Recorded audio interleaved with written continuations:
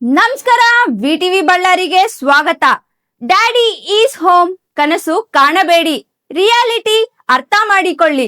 ಇತ್ತೀಚೆಗೆ ಬೆಂಗಳೂರಿನಲ್ಲಿ ಕೇಂದ್ರ ಸಚಿವ ಜೆಡಿಎಸ್ ನಾಯಕ ಎಚ್.ಡಿ. ಕುಮಾರಸ್ವಾಮಿ ಅವರ ಅಭಿಮಾನಿಗಳು ಸಿದ್ದರಾಮಯ್ಯ ಮತ್ತು ಡಿ.ಕೆ. ಶಿವಕುಮಾರ್ ಅವರಿಗೆ ಟಕ್ಕರ್ ಕೊಡುತ್ತಿರುವ ರೀತಿಯಲ್ಲಿ ಎಐ ವಿಡಿಯೋ ಮಾಡಿ ಹರಿದು ಬಿಟ್ಟಿದ್ದರು.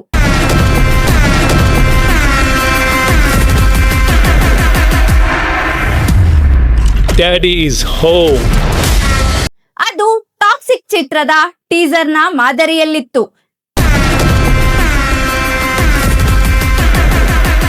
ಸಿದ್ದರಾಮಯ್ಯ, ಡಿ.ಕೆ. ಶಿವಕುಮಾರ್ ಅವರೇ, ನೀವು ಮರೆಯಬೇಡಿ, 2028ಕ್ಕೆ ಕುಮಾರಸ್ವಾಮಿ ಮತ್ತೆ ರಾಜಕಾರಣಕ್ಕೆ ಬರುತ್ತಾರೆ ಎಂಬ ಒಕ್ಕಣಿಗೆ ವಿಡಿಯೋ ಅದಾಗಿತ್ತು.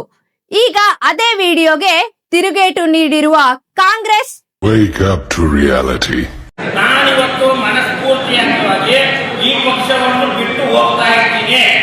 ನನಗೆ ಈ ಪಕ್ಷದಲ್ಲಿ ಇರಕ್ಕೆ ಇಷ್ಟ ಇಲ್ಲ. ಯಾಕಂದ್ರೆ ಈ ಕುಮಾರಸ್ವಾಮಿ ನಿಲ್ಸಿದ್ರು ಸೋಲಿಸ್ತಾರೆ. ದಯವಿಟ್ಟು ಹೇಳ್ತಾ ಇದ್ದೀನಿ, ನಾನು ಇವತ್ತು 39 ವರ್ಷ ಆಯ್ತು ಈ ಪಕ್ಷದ ಸವಾಸ.